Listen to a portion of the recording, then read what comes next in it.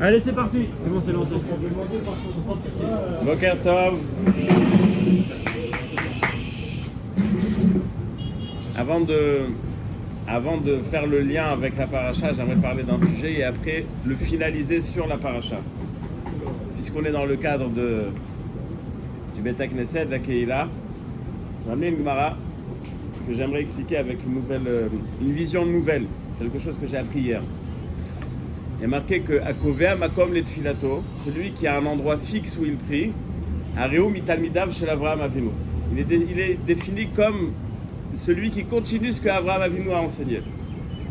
Il faut comprendre pourquoi, quel est le lien entre le fait d'avoir un endroit fixe pour prier et Avraham Avinu. Et pourquoi est-ce qu'on a besoin en vérité d'avoir un endroit fixe où prier? Rien qu'ici dans le périmètre, vous avez 4 ou 5 synagogues. Pourquoi est-ce qu'il faut avoir un endroit fixe?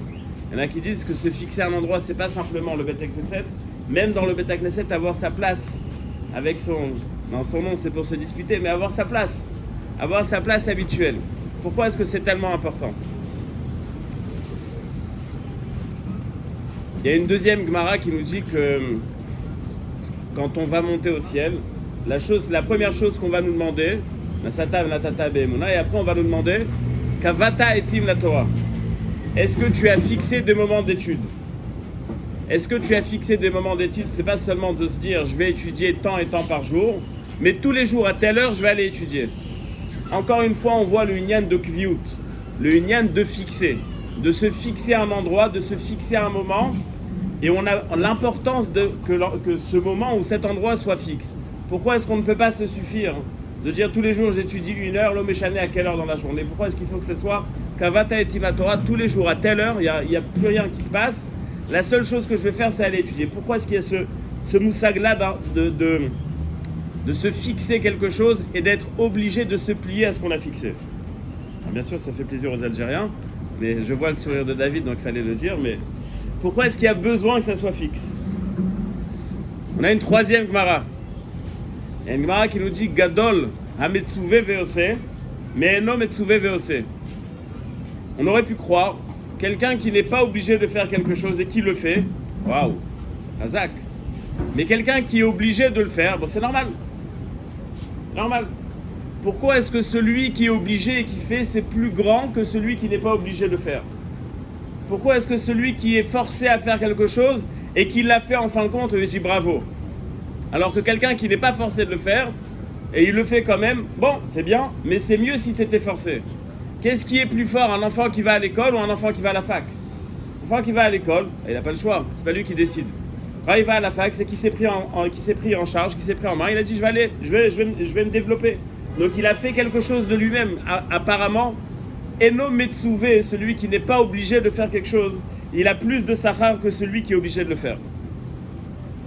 J'ai une liste de preuves de ce que je vais avancer, très longue.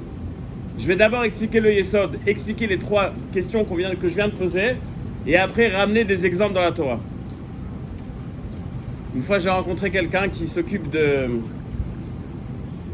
il est conseiller conjugal. Et il m'a raconté une histoire.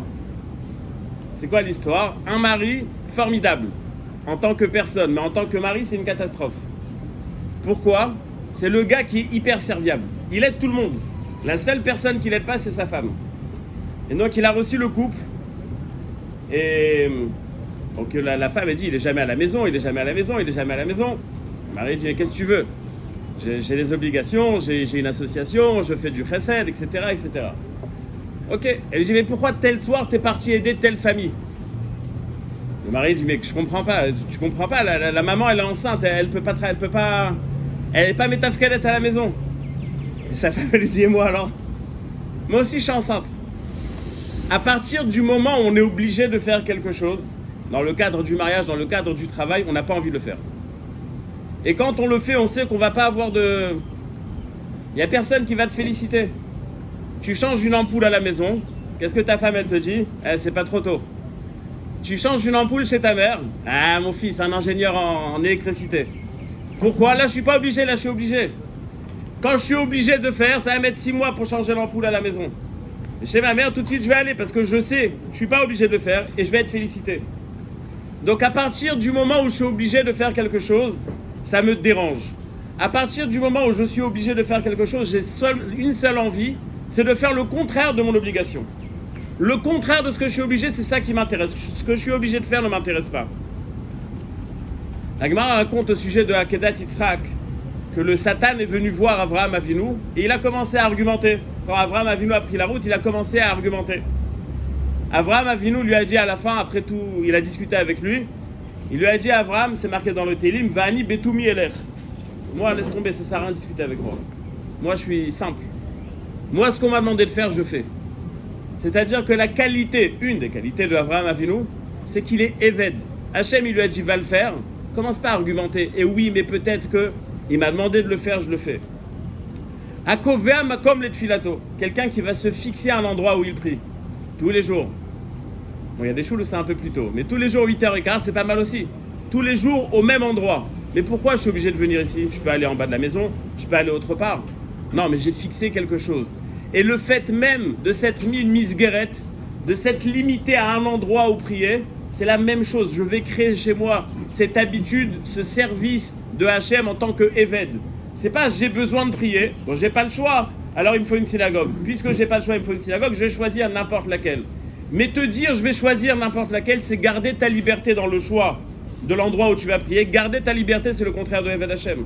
Eved Hachem, c'est celui qui va se forcer à tout le temps faire comme Hachem lui a demandé. Alors, Kovea Makom Letfilato, celui qui va se fixer à un endroit où il prie, Ariou Metalmedav chez l'Avraham Avinu, il a exactement le même trait de caractère de Avraham Avinu, à savoir, Hachem a demandé de faire quelque chose, je ne pose pas de questions. Kovea et Tim la Torah, c'est pareil. Ouais, on doit étudier, bien sûr. Mais quand? Comme une fois un élève, il m'a dit, moi, vous m'avez convaincu, mais pas maintenant. Dans quelques années. Maintenant, je suis jeune, je suis chaud, laisse-moi tranquille. Kovea et Tim la Torah, c'est quoi? N, ça n'existe pas. Tous les jours, à telle heure, il n'y a rien, tout peut s'écrouler. Tout ce que je dois faire maintenant, c'est étudier la Torah. Il y a un Français à Mnebrak qui s'appelle Vasser Vogel, je ne sais pas si vous avez entendu parler de lui. Il a raconté que quand il est arrivé en Israël, bon, il a eu, quand il était enfant, quand il était dans sa vie d'avant, il a occupé des postes très importants. Quand il est arrivé en Israël, voilà. Quand il est arrivé en Israël, il a travaillé pour Banque Hapoalim. Et une des choses qu'il devait faire, c'était quand on voulait faire le QVChesh, il fallait des investisseurs. Et donc il devait s'occuper du contrat face aux investisseurs. Et il y avait, en fin de compte, sur la ligne d'arrivée, il y avait deux investisseurs possibles, un Italien et un Américain. Et donc il y avait un peu de concurrence entre eux. Et M. Vasser Vogel avait pour habitude de faire Daf Yomi. Et tous les jours, à une heure fixe, il allait étudier son Daf Yomi. Ça traînait en long les discussions. Et donc ils ont décidé de mettre un peu la pression.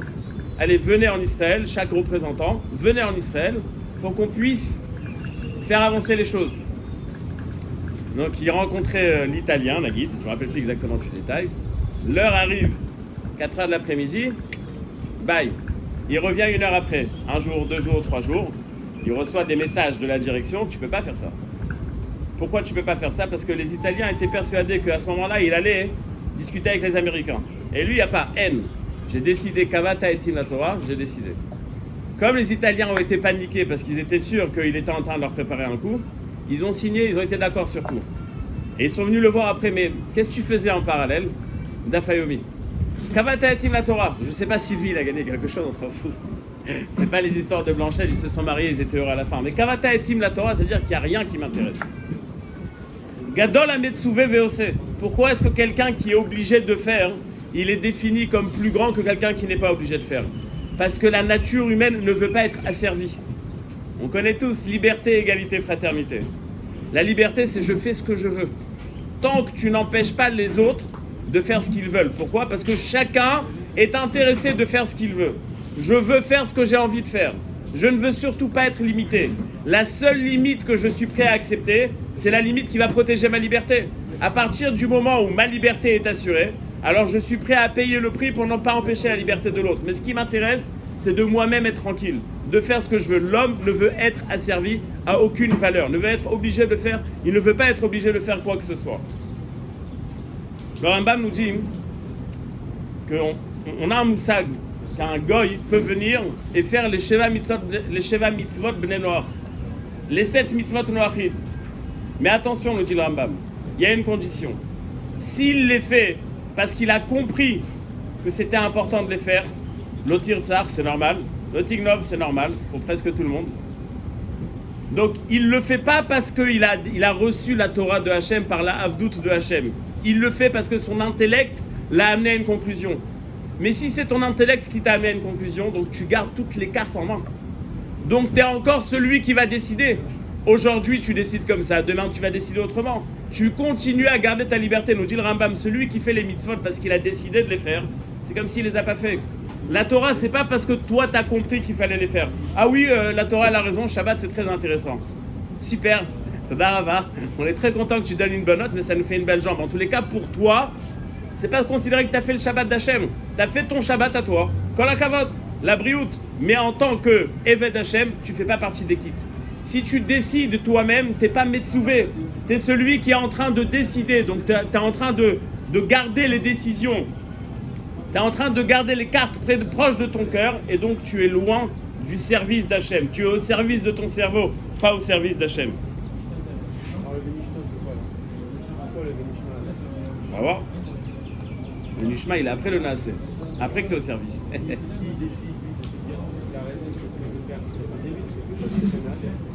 Peut-être le début, mais si tu fais, je vais expliquer de quoi je parle. Il y a des gens qui se disent religieux, ok? Mais bon, on n'est pas obligé de faire tout ce qui est marqué dans le Mishnah Berurah.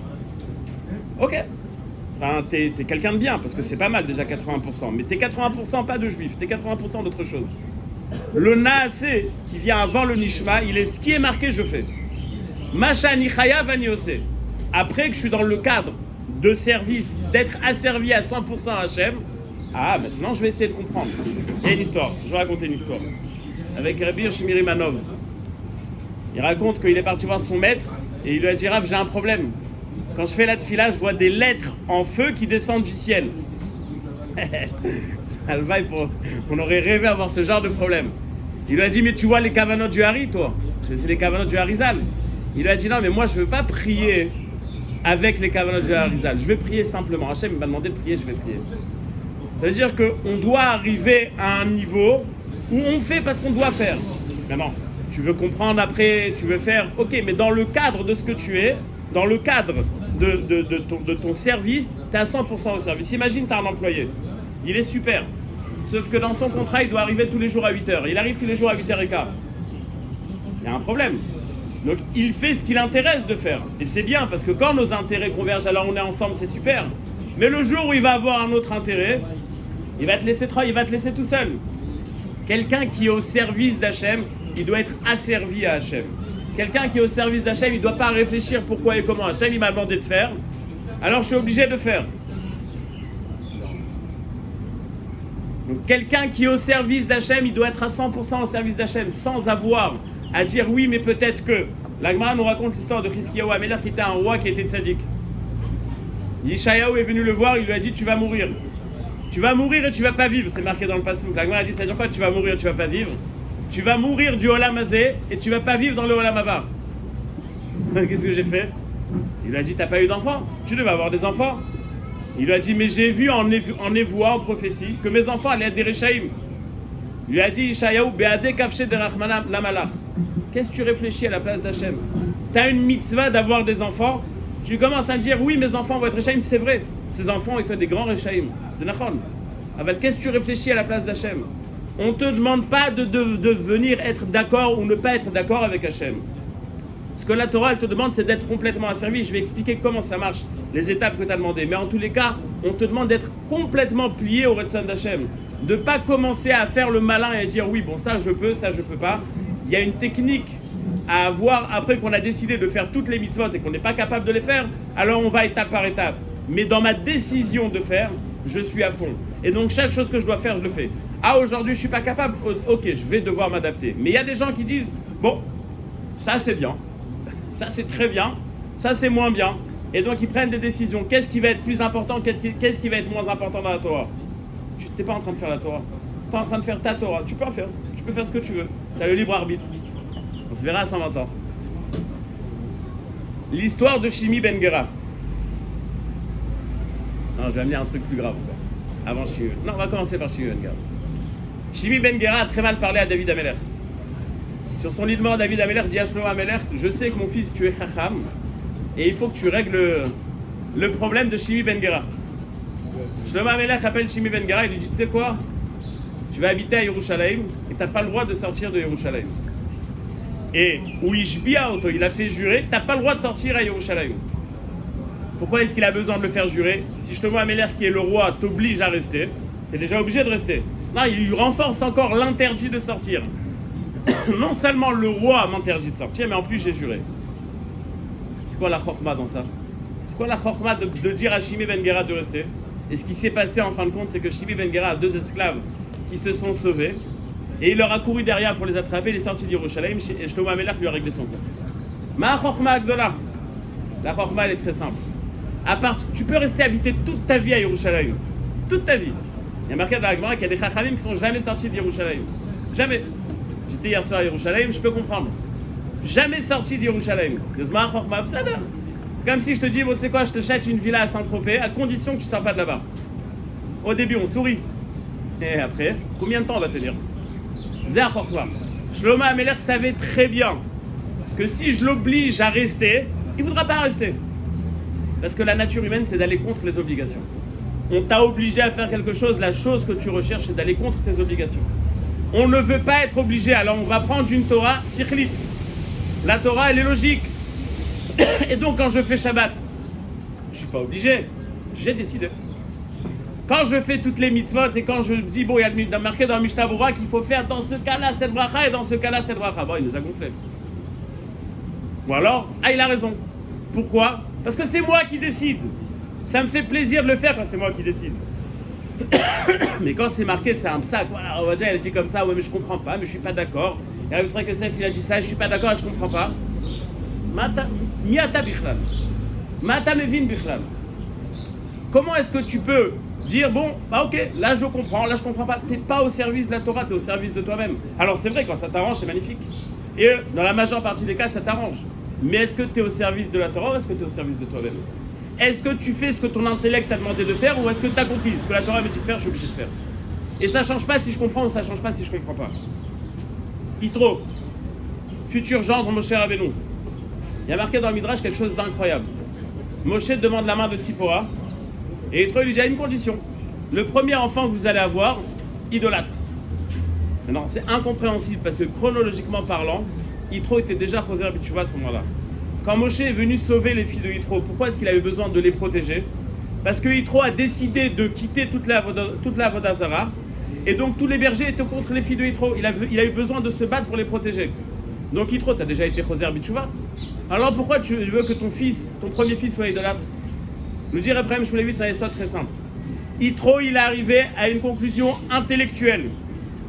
Mais intellectuelle, j'ai compris, j'ai décidé, ok, je vais laisser à mes enfants le choix de décider. Vivre avec un extrémiste comme Moshe Rabbeinu, c'est impossible que mes enfants aient le choix de décider. C'est sûr qu'ils vont être comme lui. Moi, je ne suis pas capable de comprendre ça. Moi, mon niveau Yitro, c'est intellectuel. J'ai compris quelque chose, je suis arrivé à une conclusion tout seul. Je veux laisser le choix à mes enfants de choisir. On entend des discussions comme ça, des gens qui mettent leurs enfants dans des écoles pas juives. Mais ils vont décider tout seuls. Ah ouais? Ça, c'est parce que tu comprends que ta Torah, elle est intellectuelle. Ça, c'est parce que tu penses que tu as le choix. Ça, c'est parce que tu penses que chacun doit faire ce choix. Mais est-ce que Béhémet, c'est comme ça qu'on doit se conduire? La Gemara nous dit quelque chose d'incroyable.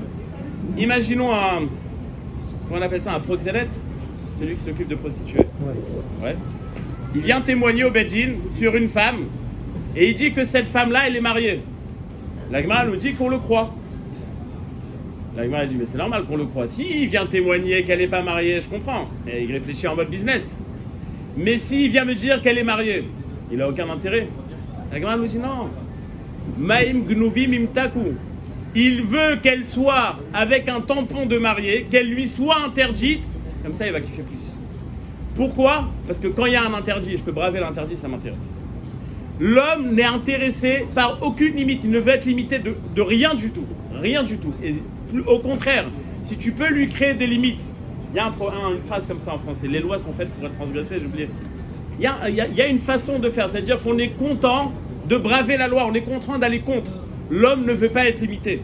L'homme veut faire ce qu'il a envie de faire. À partir du moment où il est limité, il va tout faire pour essayer de faire ce qui est interdit de faire. La Avodah Zara de Baal Peor. C'est quoi la Avodah Zara de Baal Peor? La Gemara nous raconte quelque chose d'incroyable. Il y a marqué qu'une fois, il y avait un juif et une non-juif qui étaient en route ensemble. Et à un moment, la non-juive lui a dit 2 secondes, il y a ma Avodah Zara, mon idolâtrie, je vais rentrer. Il a dit, c'est quoi? Viens, on rentre. Il y a une statue. Et avant de prendre la statue, on boit de la bière et on mange quelque chose, je ne sais pas exactement comment le traduire. Et on fait ses besoins devant la statue. Dégueulasse. Il y a marqué que le juif, il a fait. Et il s'est essuyé sur l'idolâtrie. Et là, tous les prêtres, ils étaient là. Razak. Le top. C'est quoi cette Avodah Zara?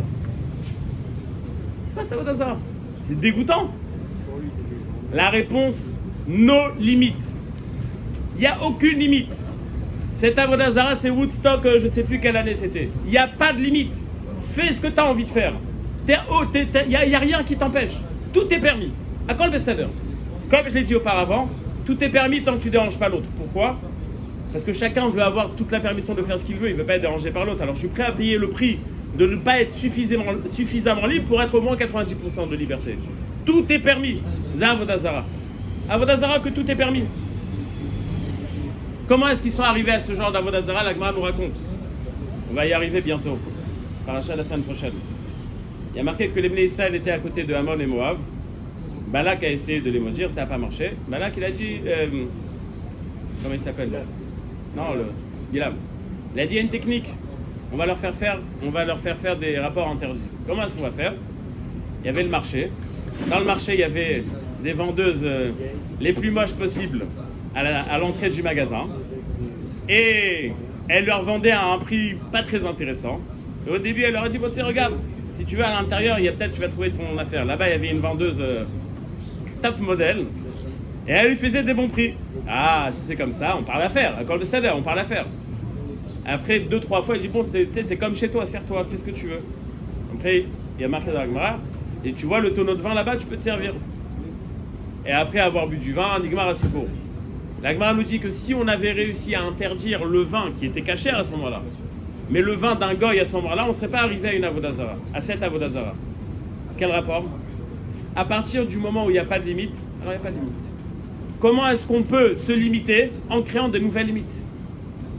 Comment est-ce qu'on peut ne pas arriver à l'interdit en créant de nouvelles limites? Donc, quel est le yesod? Et je vais un peu plus développer. Quelqu'un qui fait quelque chose par son intellect, il est persuadé que c'est lui qui a décidé. Mais la vérité, c'est pas lui qui a décidé. Enfin, c'est pas son cerveau en tous les cas. Ses envies ont décidé que, et donc il va réussir à convaincre son cerveau que. Donc, en vérité, quelqu'un qui est tout le temps en train de prendre des décisions, il est persuadé qu'il est en train d'en prendre, mais il n'est pas en train d'en prendre, c'est son cœur qui parle. On a tous déjà regardé des publicités, on s'est dit, bah, ils sont en train de n'importe quoi. Ouais. Et tu crois que c'est des abrutis. Quand ils t'ont parlé et t'as dit n'importe quoi, ils ont déjà gagné. Ça, ils ont déjà créé l'envie. Ah, mais dans ta tête, c'est sûr, tu vas jamais acheter. On verra. Viens, on va regarder dans ton caddie à la sortie. La masse, c'est l'ochlata shalcha. C'est pas ton cerveau qui nous intéresse, c'est ton cœur qui nous intéresse. Maintenant, quelqu'un qui est tout le temps en train de travailler son cerveau va décider. Il est persuadé que c'est son cerveau, mais en fait, il est au service de son cœur. Il est au service de ses midotes. Quoi? Le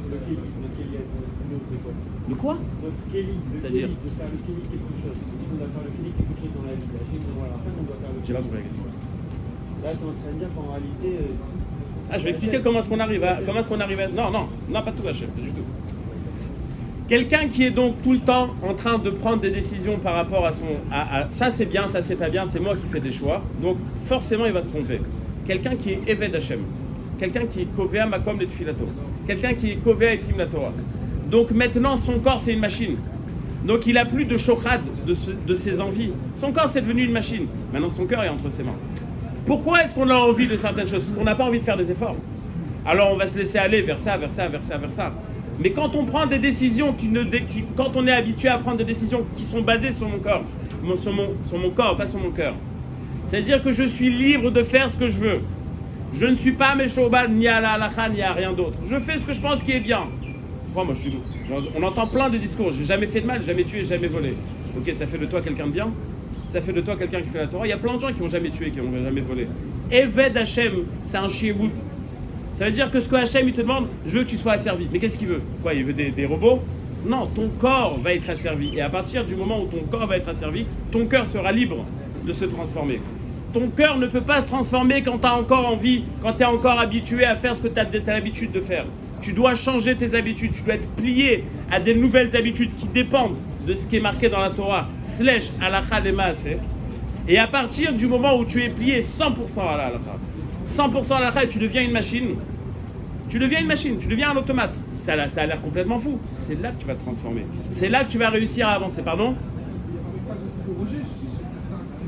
Voilà, c'est ce qu'il a demandé aussi au départ. C'est sûr qu'il faut arriver à une décision de faire. Mais quand on arrive à une décision de faire, c'est pas seulement une décision de faire Nekudatit. Ani Eved Hashem. Je suis au service d'Hashem. On le dit tous les jours dans Minchat Shabbat. Adam ou Vema Toshia Hashem. La Gemara nous dit c'est quoi Adam ou Vema Toshia Hashem? La Gemara nous dit Adam, c'est ceux qui sont Arumim be mitzvot, pas dans le sens nu, mais dans le sens très malin. Ils ont tout compris. Mais ils sont définis en tant que BMA. Comment est-ce qu'ils sont définis en tant que BMA? Ils ont compris toutes les kavanotes, tous les yanim, comme j'ai raconté au départ. Mais quand je dois faire la mitzvah, je fais la mitzvah. Pourquoi? Hachem m'a demandé de faire. Vous savez, pardon? Si tu veux. Mais même la ira pourrait arriver. L'expression de la ira, c'est de faire tout ce que Hachem me demande. Mais c'est pas forcément. Il faut arriver à la hava. Il faut arriver à avoir les deux.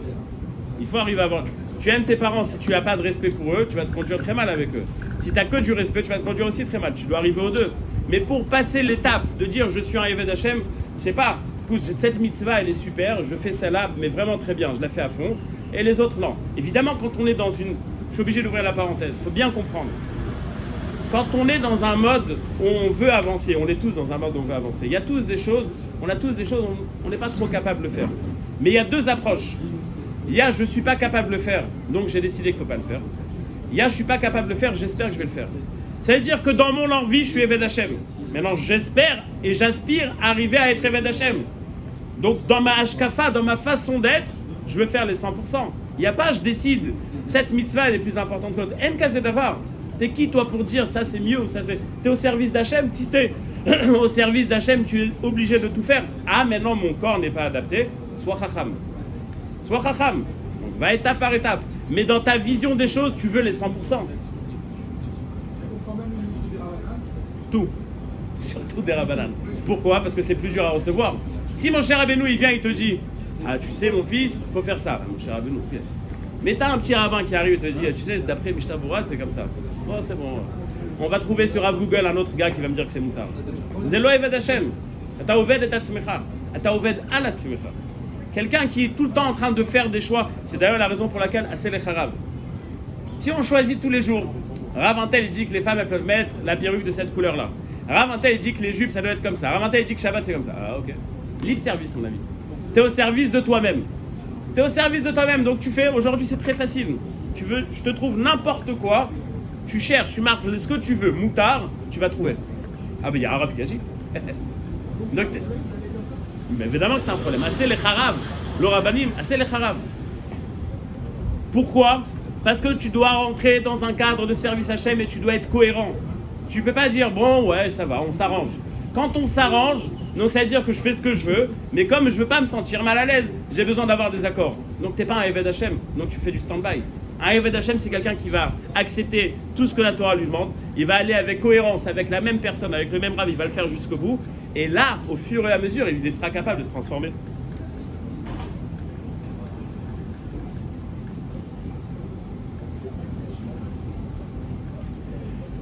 Quel rapport avec la paracha?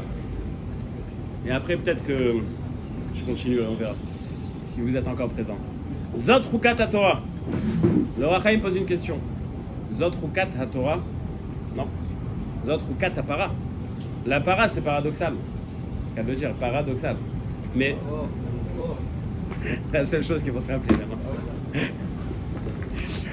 La para, c'est quelque chose qui est incompréhensible en soi. Ok. Zot Rukat HaPara. Mais pourquoi Zot Rukat HaTorah? Le Rachaim, il a deux explications. Peut-être que quand on parlera avant le 17 Tammuz, je donnerai la première. La seconde, c'est le sujet.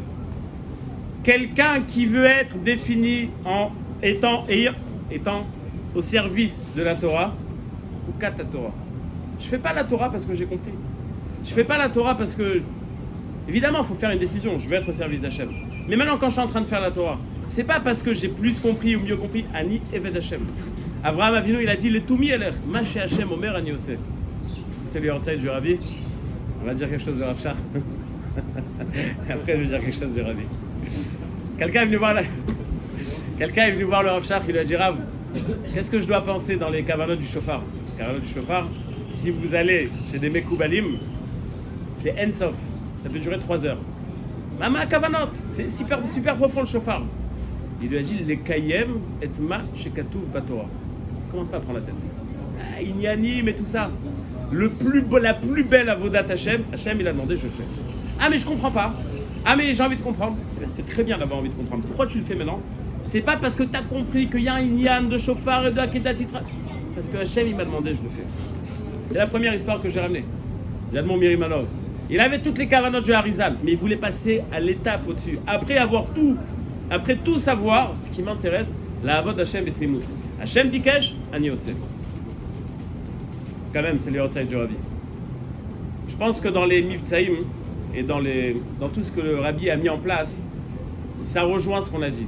Quelqu'un qui met les tefilines, vous allez à Tel Aviv, un mec met les tefilines. Enfin, je donnais cours à l'Antamir sur les tefilines et après quelques semaines, j'ai rencontré un élève. Il m'a dit, ah, le cours des tefilines c'était magnifique, j'ai décidé d'être les tefilines. Mais comme je travaille la semaine, alors je les mets que le Shabbat. Un juif qui met les tefilines, il les met peut-être une fois par semaine. Dès qu'il voit un Chabad, il a dit, t'as pas des tefs? Ok, peut-être. Mais quand il met les tefilines, qu'est-ce que ça veut dire profondément? Fais sans comprendre. Ah mais c'est contradictoire à ta vie. Ah mais t'es pas du tout dans le cadre. T'as assez. Lama, Hachem Bikash Ani Ose.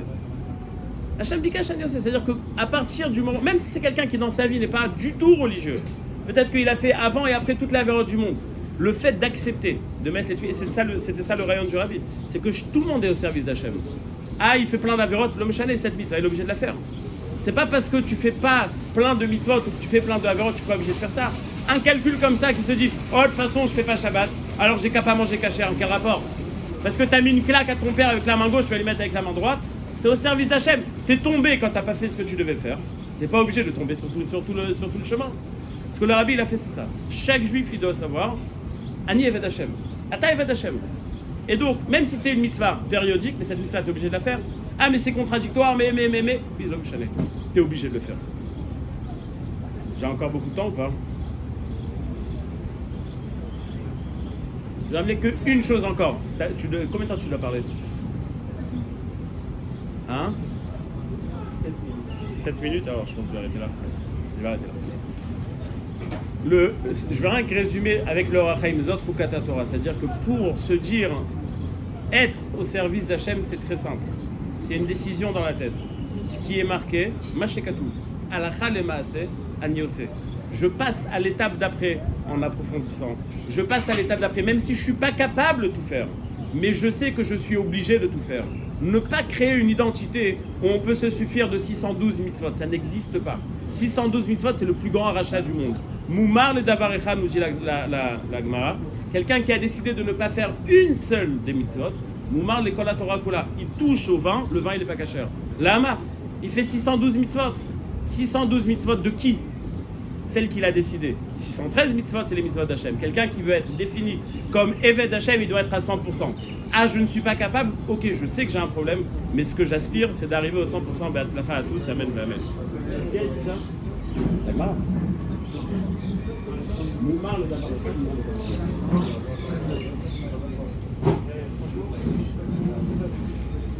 Vraiment 5 minutes, une petite Vartora sur le lien du Rabbi.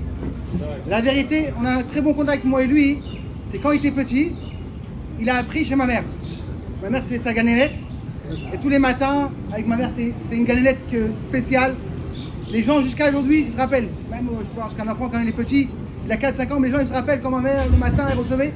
Une des choses que ma mère, elle avait spéciale, c'est que quand il y avait un enfant qui était puni, on l'envoyait chez ma mère. Et ma mère, à la place de punir l'enfant, elle donnait un bonbon. Alors, les enfants, ils aimaient venir, ma mère leur parler.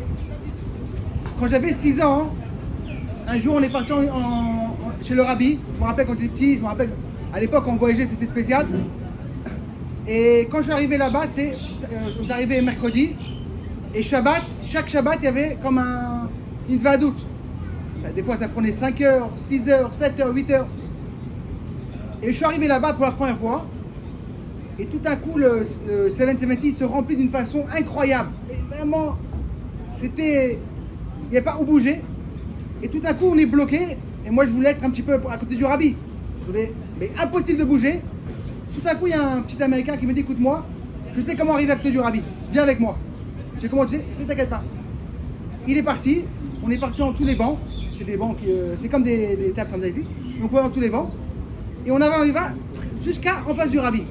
Mais le problème, c'est que les vieux, ça les dérangeait. Chaque Shabbat, les enfants, ils passaient dans tous les bancs, parce que c'est des bancs qui sont un petit peu épais comme ça. Qu'est-ce qu'ils faisaient les vieux? Ils fermaient les pieds, on ne pouvait pas bouger. Et moi, je ne sais pas quoi faire et tout, on essaie. Mon copain, il me dit, écoute-moi, t'inquiète pas, il y aura un moment qu'on pourra bouger. Mais impossible, hein, ils bougent les pieds, tous, ils font la même chose. Tout d'un coup, le rabbi, il fait comme ça, tout le monde se lève, et on passe, on va devant le rabbi. Et je me rappelle jusqu'à aujourd'hui, vraiment, j'avais l'âge de 6 ans, on était vraiment à côté du rabbi. Et une chose qui m'a vraiment marqué, c'est qu'au milieu de la fabricaine, que tout le monde vraiment voit le chose qui était incroyable et tout d'un coup, le rabbi il chante, et au milieu qu'il chante comme ça, il ouvre son cerceau, comme ça, il ouvre sa veste, et il sort comme ça un mouchoir, et à l'intérieur il y avait un gâteau. Et là-bas il y avait des enfants qui étaient orphelins, et le rabbi au milieu du Dvar Torah, au milieu il y avait peut-être, je sais pas, 5000 personnes, 6000 personnes, et le rabbi disait des fois tout le temps à chacun, les chaim, il sort à l'enfant, il donne un petit gâteau. Et pourquoi je me rappelle, j'avais une petite jalousie comme ça, je dis pourquoi il reçoit. Et on voit comment le rabbi, vraiment, il a tout mis de côté. Il savait que ses enfants, ils avaient besoin l'attention, il leur a donné. On peut vraiment avoir un contact entre le Gimel Tammuz et vraiment la paracha cette semaine. Dans le Hamishi cette semaine, on nous raconte comment Aaron il est parti. Et le Rashi nous dit que quand il y avait Aaron il est parti, il n'y a pas seulement les hommes qui ont pleuré, même les femmes. Parce qu'il était Rodef Shalom, et il venait, il faisait le shalom entre les femmes et les hommes, il arrivait, et le Pirkei Avot raconte. Et comment on peut dire que même le rabbi, il courait après le shalom. Mais une des choses qui est aussi triste dans la paracha, c'est l'histoire de Moshe Rabbeinu. On voit que tous les jours, on fait une tefila, Baruch Ata Hashem, Chanoun Amrabe l'Isloar, qu'Hashem il aime bien faire l'Isloar d'Am Israël. Et ça, c'est en vérité, c'est la base de la Teshuvah. Combien une personne il peut être, combien une personne il peut se comporter, Dieu a toujours les portes ouvertes. Et là, on voit il y a 3000 ans, une personne qui a tout fait pour l'âme Israël. Il nous a portés comme des enfants. Et il a souffert, il est tout en train de pleurer. Il avait toute l'histoire. Et Dieu dit jusqu'à là, tu rentreras pas. Mais qu'est-ce qui est encore plus difficile? C'est pas qu'il n'est pas rentré en Israël. Même enterré, il n'est pas enterré en Israël. Même quand ça arrive, le Zainada, c'est une époque, c'est un moment que ça aurait pu être des millions de personnes. Le double de Rabbi Shimon Bar Yochai. Il n'y a pas. Tu dis non, Zainada, ouais, les gens, même pas ce que ça. Il n'y a pas où. Pourquoi il n'a même pas mérité? On sait que quand il y avait la Corona, il y avait tous les jours des avions privés qui arrivaient, les gens qui voulaient quoi? S'enterrer en Israël. Le rêve de chaque personne. Il y a 2 semaines, il y avait un grand rabbi d'Amérique qui est parti, il est Niftar. Il a demandé enterrez-moi en Israël. Arazitim. Comme Machar il arrive. Et là on voit en vérité Moshe Rabbeinu, il n'a pas réussi ça. Mais pourquoi? Tellement il aurait pu. J'ai compris, ok. On raconte on raconte que quand Myriam il Ifteret, c'était Yud Nissan, il était avec lui et son frère, et tout d'un coup il entend du bruit. C'est pas possible, c'est quoi ce bruit-là? Peut-être qu'en vérité le Ham Israël il pleure sur Myriam. Et il sort et qu'est-ce qu'il voit? Tout d'un coup les Bnei Israël en train de se râler. Tu veux qu'on meure dans le désert, il n'y a pas d'eau, il n'y a pas d'eau. Il va voir Hachem dit prends ton bâton, sors dehors et parle au rocher. Et il a fait une erreur. À place de parler, il a frappé. Dieu dit écoute-moi, tu aurais pu te faire tellement de belles choses, tu rentres pas en Israël. Mais au moins un cercueil remonté. Chazal nous dit en vérité, c'est ça en vérité un vrai leader, un vrai mani. C'est une personne qui se dit voilà, il y a un corps, c'est le Ham Israël. Moi je suis la tête. Tellement de gens ils sont niftar dans le désert, c'est vraiment une génération, c'est des millions de personnes. Moi je suis avec eux, je rentre pas. Je vais pas rentrer. Et le Midrash il lui dit un truc magnifique. Il dit, il y avait une fois une personne, dans le Midrash Rabbah, dans Dvarim, une personne qui a perdu des petites pièces. Et c'était important pour les pièces. Et il faisait l'obscurité. Alors il dit, une personne, dis-moi, t'as pas une lampe? Dis-moi, t'as pas honte pour un shekel? Il dit, non, qu'est-ce qu'il fait? Il jette une pierre en or. Et il dit, écoute-moi, ma pièce en or est tombée. Qu'est-ce qu'il fait? Tout le monde vient le chercher. Il dit en vérité la même chose qu'est-ce qu'il a fait Moshe Rabbeinu. Il savait que tous les dehors de Midbar, ils vont tous fauter, et ils vont tous rester. Il dit, moi je suis prêt à rester là-bas. Quand Mashiach va arriver, il va dire, bien quoi? Il y a une pièce en or, il y a Moshe Rabbeinu qui est dans le désert. On est obligé de le sauver. Et pour finir, en vérité, on voit que maintenant, il y avait la différence entre Yosef et Yaakov. Quand Yaakov nifta, qu'est-ce qu'il lui dit Yaakov? S'il te plaît, emmène-moi en Eretz Israël. Qu'est-ce qu'il dit après? Fais-moi une voix. Même une personne, Khalam nous dit, même une personne le plus simple, quand tu donnes une parole à une personne qui nifta, tu l'accomplis. Et là il lui dit, et après ça il dit, sois mishtachave. On dit en vérité, Yosef qu'est-ce qu'il a demandé? Laissez-moi dans le Mitzrayim, tant que vous êtes là-bas, je vais être là-bas. C'est-à-dire qu'en vérité, il voulait qu'il soit avec le Béni Israël. Et là, en vérité, on voit un petit peu qu'est-ce que le rabbi, il a demandé que quand après il va partir, qu'il soit enterré d'Afka en Amérique pour être avec le Ham Israël. Et pour finir avec une très belle histoire, il y avait une fois, une personne est rentrée chez le rabbi à 3h du matin. On sait que le rabbi, il recevait des heures incroyables, 2 heures, 3 heures. Même une fois, le président de l'Amérique, il a voulu l'inviter pour son anniversaire. C'est comme un repas spécial et tout, tout caché. Le rabbi l'a écrit, il dit que moi, j'ai pas le temps. Mais non, c'est de quoi j'ai pas le temps. Il aurait pu dire, écoute-moi, un dimanche, je ferme les dollars. Ok, on fait un petit truc. Dans un mois, j'ai un rendez-vous avec le président. Ça, c'est un vrai manique. Une personne pour le Ham Israël, pour tout. Il a écrit, voilà, écoute-moi, j'ai pas le temps. Alors qu'est-ce qu'il a écrit? Le président a dit, si t'as pas le temps, qu'est-ce que tu peux donner comme cadeau? Il dit, écoute-moi, j'aime l'éducation. Et ils ont décidé depuis ce moment-là que chaque anniversaire, au moment du rabbi, dans toute l'Amérique, on parle d'éducation. Et quand il y avait Obama, on croyait parce que c'est une signature spéciale, on croyait qu'il enlevait ça. Et quand même, il a laissé. On voit comment le rabbi, il n'avait pas le temps d'un côté, et de l'autre côté, quand une personne venait chez lui, pendant 7-8 heures, donner des dollars. Si t'as pas le temps. Non. Pour donner une bracha à chaque juif, que chaque juif pouvait rentrer chez lui. Et il aimait chaque juif comme spécial. Et il rentre chez lui, et il lui dit, écoute-moi, pourquoi il y a tellement de personnes qui sont... Comment c'est qu'il y a tellement de personnes qui sont dehors? La personne il demande au rabbi, pourquoi la personne dit, écoute-moi, je suis très chavrouti, j'aime les gens. Alors la personne dit, moi aussi je suis très chavrouti, j'aime être chavrouti, j'ai des amis. Il lui fait, écoute-moi, chez moi, quand une personne rentre chez moi, il sent comme un fils unique. Il sent que je suis comme un fils unique. Je suis que pour lui. Et chez toi, je ne sais pas si tu as ça. Et pour ça, les gens, ils aiment venir chez moi. Et vraiment, on a senti que les gens qui sont venus chez le rabbi, vraiment, on avait le truc, ils pensaient que chacun, qu'on était pour lui. Alors, Bezrat Hashem, que chacun peut prendre une chose à le mérite du rabbi, il a pris le rabbi, comme il a dit, le rab, que même une petite mitzvah, on a un petit voisin, propose une tefilin, un dvar Torah, et Bezrat Hashem, Bisruto, on espère qu'on a Géoula va venir avec un mamash.